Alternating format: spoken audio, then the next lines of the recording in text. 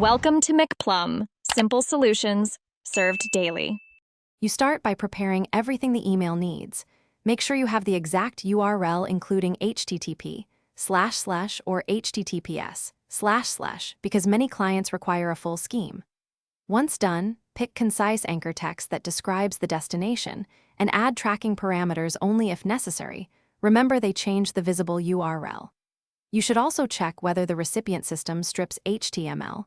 If so, you will need a different approach. Now move to inserting the link into your Compose window so it becomes clickable. You will now insert the HTML anchor directly because this is the only reliable way to make text clickable across clients that support HTML. First, switch your Compose window to HTML or rich text edit. Next, write the anchor tag.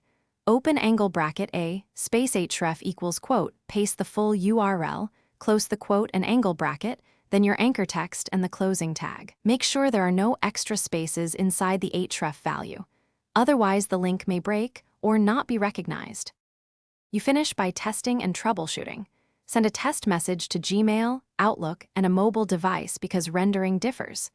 If the link is unclickable, inspect the source to see whether your email system stripped anchor tags or removed the HTTP or HTTPS prefix.